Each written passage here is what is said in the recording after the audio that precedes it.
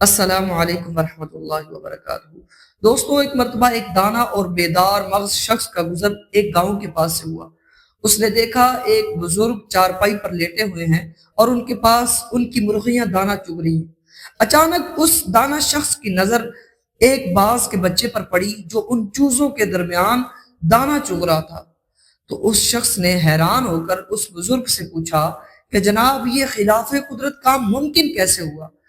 تو وہ بزرگ کہنے لگے کہ یہ بچہ مجھے جنگل میں زخمی حالت میں ملا، تو اس وقت اس کی عمر تقریباً 1 دن تھی، تو میں اسے اپنے گھر لے آیا اور گھر لا کر اس کی مرہم پٹی کی اور اسے اپنے پاس رکھ لیا۔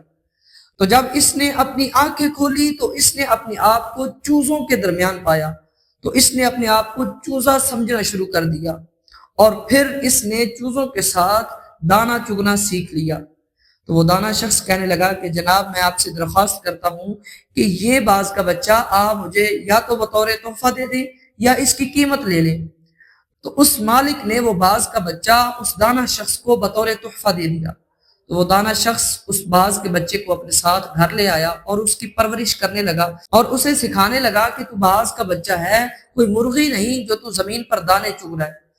تو وہ روزانہ اس کو اپنی گھر کی چھت پر لے جاتا، نیچے پھینکتا، لیکن وہ مرغی کی طرح اپنے پروں کو پھڑ پھڑا کر نیچے آ جاتا، اڑنے کا نام ہی نہ لیتا۔ تو کئی دن یہی سلسلہ چلتا رہا۔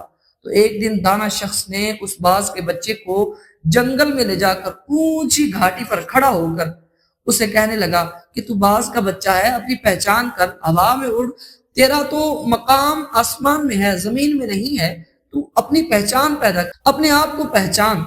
تو اس نے یہ کہہ کر اس باز کے بچے کو نیچے پھینک دیا۔ وہ باز کا بچہ ڈر گیا اور ڈر کے مارے اپنے پروں کو پھڑ پھڑایا، لیکن مرغی کی طرح پھر اپنے آپ کو سکیڑ دیا۔ جب اس نے دیکھا کہ ابھی زمین تو بہت دور ہے، تو اس نے اپنے پروں کو کھولا تو اپنے پروں کو پھڑ پھڑانے لگا، جس طرح ہم کسی آدمی کو دریا میں دھکا دے دیں تو اس کو اگرچہ تیرنا نہیں آتا لیکن پھر بھی وہ اپنے ہاتھ پاؤں ضرور مارے گا۔ تو اس طرح وہ باز کا بچہ بھی اپنے پروں کو پھڑ پھڑانے لگا۔ تو باز کے اندر اڑنے کی صلاحیت اللہ رب العزت نے رکھی ہے، تو وہ آہستہ آہستہ اپنے آپ کو بیلنس کرنے لگا اور پھر اونچے سے اونچا اڑنے لگا اور اوپر جا کر خوشی سے چلانے لگا، چیخنے لگا اور پھر اس دانا شخص کی طرف احسان مندانہ نظروں کے ساتھ دیکھنے لگا۔ اور اس دانا شخص نے کہا کہ میں نے تیرے اندر کوئی نئی چیز ایڈ نہیں کی، بلکہ میں نے تیرے اندر جو خوبیاں تھیں ان کو بیدار کیا ہے۔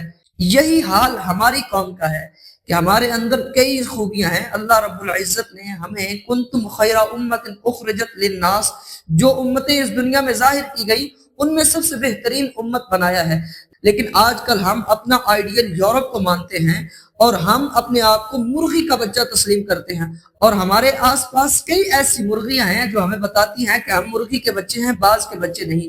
ان میں ہمارے ٹی وی چینل، ہمارے اخبارات بھی شامل ہیں۔ تو دوستو، یہ ہمیں بتاتے ہیں کہ ہم سپر پاور نہیں، سپر پاور کوئی اور ہے۔ یہ ہمیں بتاتے ہیں کہ تمہارے اندر بہادری نہیں ہے، وہ تمہارے آباء و اجداد کوئی اور تھے جن کے اندر بہادری پائی جاتی تھی۔ یہ ہمیں بتاتے ہیں کہ تم دہشت گرد قوم ہو۔ یہ ہمیں بتاتے ہیں کہ تمہارا تو تعلیمی معیار ہی ٹھیک نہیں ہے۔ یہ ہمیں بتاتے ہیں کہ تمہارا اخلاق بھی ٹھیک نہیں ہے۔ تو دوستو، یہ ہمیں فیل کراتے ہیں کہ ہم باز کے بچے نہیں، ہم مرغی کے بچے ہیں۔ تو علامہ اقبال کہتا ہے، نہیں تیرا نشیمن قصر سلطانی کے گنبد پر، تو شاہی ہے بسیرا کر پہاڑوں کی چٹانوں پر۔